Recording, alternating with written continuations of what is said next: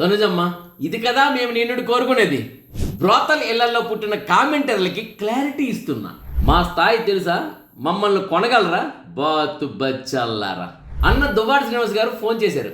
కానీ తనుజ నువ్వు ఇలాగే ఆడు, కప్పు గ్యారంటీ. సంజన కళ్యాణ్ల మీద పెట్టి తనుజకే క్లాస్ పీకిన నాగార్జున.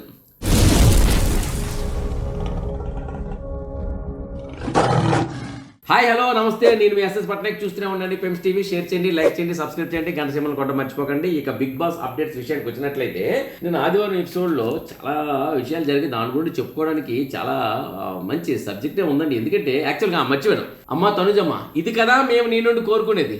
అవును, నిన్న ఎపిసోడ్ జరిగినంతసేపు నాగార్జున గారు మాట్లాడుతున్నప్పుడు కానీ, ఏదైనా విషయం అడిగినప్పుడు కానీ నువ్వు కామ్గా కూర్చున్నావు, వింటున్నావు, మాట్లాడుతున్నావు.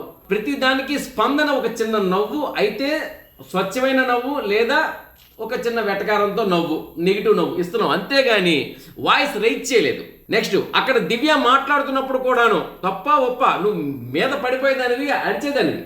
కానీ నిన్న ఎపిసోడ్లో మాత్రం నువ్వు మౌనం వహించావు. నాగార్జున గారు కూడా ఏదో అడిగినప్పుడు అడిగిన దానికే సమాధానం చెప్పావు. ఏం మాట్లాడాలనుకున్నా అదే మాట్లాడావు.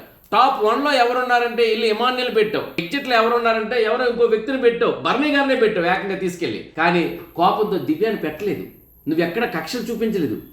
ఎస్, నీలో ఈ శాంతియుతాన్ని, నీలో ఈ సాఫ్ట్నెస్ మేము కోరుకున్నాం. ఇలాగుంటే నిన్ను మేమందరం లైక్ చేస్తాం అమ్మా, నిజం, వాస్తవం. ఇక బ్రోతల్ ఇళ్లలో పుట్టిన కామెంటర్లకి క్లారిటీ ఇస్తున్నా. బ్రోతల్ ఇళ్లలో పుట్టిన కామెంటర్లు ఎవరు అని మీకు డౌట్ రావచ్చు కదా. ఏం పెద్ద కష్టపడక్కర్లేదు. మనకి పాజిటివ్ కామెంట్లు పెడతారు, నెగిటివ్ కామెంట్లు పెడతారు, వాళ్ళందరూ మనకు మన వాళ్ళే. ఎందుకంటే తప్పు ఒప్పు చెప్తేనే మనం.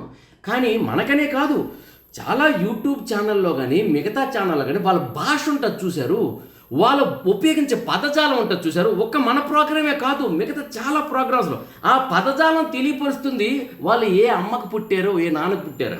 అంటే కొంతమంది వ్యభిచారి పిల్లలు, గాలికి వదిలేసిన వాళ్ళు ఏంటంటే వాళ్ళ భాష మాట్లాడడం రాక వాళ్ళు కొన్ని మాటలు మాట్లాడతారు. మీరు కింద కామెంట్లు వస్తే చూడండి, అవే తెలియపరుస్తాయి వాళ్ళ తాలూకు కుటుంబ నేపథ్యం. కాబట్టి వాళ్ళందరికీ నేను ఇక్కడ ఒక క్లారిటీ ఇస్తున్నా. ఇక్కడ మీరు ఒకవైపే ఉన్నారు, ఒకవైపే మాట్లాడుతున్నారంటే నేను ఒక సోషియాలజిస్ట్ని. అక్కడ ఏం జరుగుతుందో దాన్ని యథాతథంగా చెప్తున్నాను, కానీ ఎవరికి అమ్ముడు పోవట్లేదు. ఇది క్లారిటీ మీరు నిరూపించగలిగితే బాగుంటుంది. ఎస్పెషల్లీ బ్రోతల్ ఇళ్లలో పుట్టిన కామెంటర్లకి క్లారిటీ ఇస్తున్నా. ఎవరు తప్పుడు భాష మాట్లాడే తప్పుడు వెధవలకి. నేను అంతకన్నా నెగిటివ్ పాజిటివ్ మీరు ఇవ్వండి, మైనస్లు తెలియపరిచిందే భాష స్పష్టంగా ఉండాలి, బలపంపై రాసినట్టు ఉండాలి, బలుపుతో ఉండకూడదు. ఇక అన్న దువ్వాడ శ్రీనివాస్ గారు మాకు ఫోన్ చేశారు. మాట్లాడి, తమ్ముడు ఇలా మేడం గారు వస్తున్నారు మన శ్రీకాకుళం, మరి మన శ్రీకాకుళం కాబట్టి ఏంటంటే అంటే మామూలు క్యాజువల్గా డెఫినెట్గా చూసారా అన్నగారు మాట్లాడారు కదా, ఇక మేడం గారిని ఎత్తియాలి కదా అని నా కామెంట్లు ఎక్కడా ఎత్తిలేదే లేదు, మేడం గారిని దించేసి పడేయలేదే, ఎక్కడ ఉన్నది యథాతథంగానే మన కామెంట్లు చూడండి, మనది రివ్యూలు చూడండి. మేడం గారిని సపోర్టివ్గా రివ్యూలు ఉన్నాయి. కొంచెం మేడం గారు ఎక్కడైనా ఇదైనా సరే తక్కువ చేయలేదు, మేడం గారి తప్పుగా ఉంది అనే రివ్యూలు ఉన్నాయి. కానీ ఎక్కడ మేడం గారిని హైపు చేయలేదు, డౌన్ చేయలేదు. మీరు చూడండి ఒకసారి. సార్ అన్నగారు ఫోన్ చేశారు కదా, మేము చేసేద్దాం కదా అనేసి వెంటనే అన్నగారికి ఫోన్ చేసి అన్నగారు మాకేమో డబ్బులు పంపిస్తారా అనే సెన్స్ మాకు లేదు. అలానే అన్నగారు కూడా ఎవరికి ఇచ్చే సెన్స్ లేదు. ఆయన ఖచ్చితంగా ఒకటే, తమ్ముడు మేడం గారు వచ్చారు, కొంచెం మీ ఆదరాభిమానులు కావాలి, మీ ఓటింగ్లు కావాలి, ఎలాగైతే అడుగుతారు చూసారా, మాకు మీరు ఓటేయండి అని అందరూ. అలాగే అన్నగారు అడిగారు తప్పితేను ఎవరికి అన్నగారు డబ్బులు ఇచ్చేది లేదు, మేము ఆయనకు అడిగేది లేదు. ఇది ఒకటి కొంతమంది గాలికి క్లారిటీ ఇస్తున్నా. ఇక మా స్థాయి తెలుసా? మమ్మల్ని కొనగలరా? బాతు బచ్చల్లారా. ఏంటి మీరు దివ్యకి పియ్యారా, సుమన్ గారికి పియ్యారా, ఇమాన్యుల్ ఎవడిగరా పియ్యారు? పియ్యార్ అంటే ఏంటి? డబ్బులు తీసుకుని చేయాలి. మమ్మల్ని కొనగలరా? మాకు అవసరం ఏంటి? మా ప్రొఫెషన్ మీకు తెలుసా? మేము మా క్వాలిఫికేషన్స్ తెలుసా? ఇక్కడ కామెంట్ పెట్టిన వాడు పేరు రాసుకోలేడు, తప్పుడు కామెంట్ పెట్టిన వెధవలు.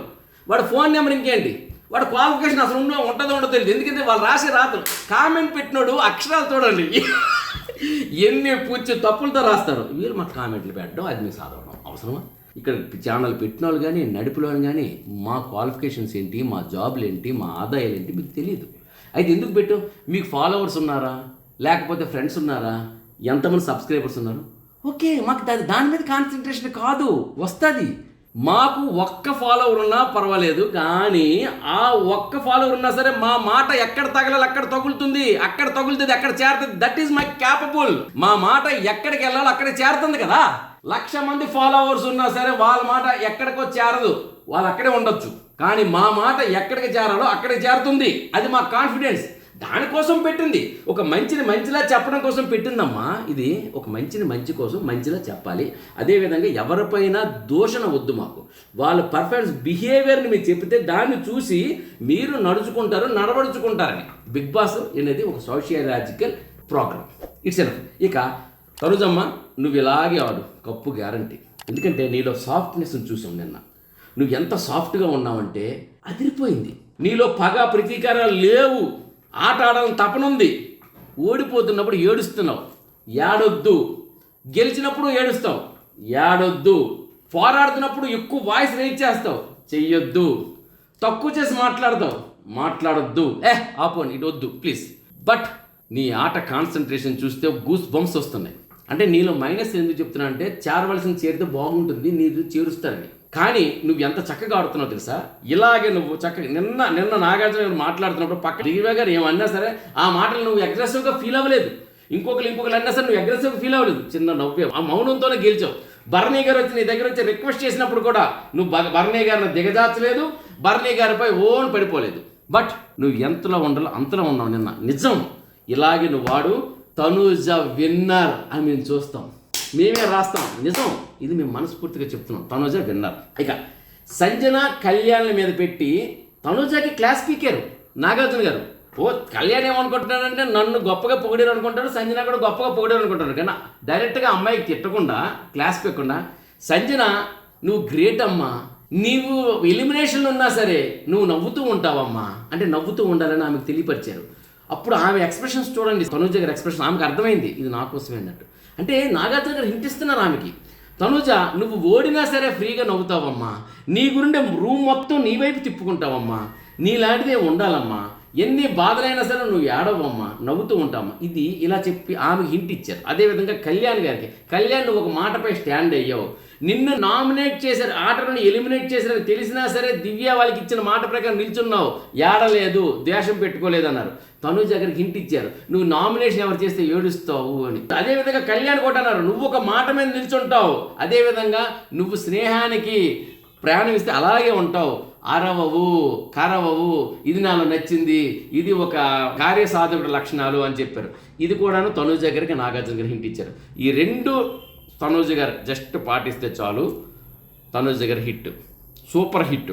తనూజ గారు ఇప్పటికీ హిట్ కాదని కదా, హిట్టే. ఈ రెండు పాటిస్తే ఆ బ్యాలెన్స్, ఈ 7% కూడా తనూజ గారికి ఉండదు. ఆ 93 వచ్చింది కదా, అది కూడా 7% కలిపి 100%కి వచ్చేస్తారు తనూజ.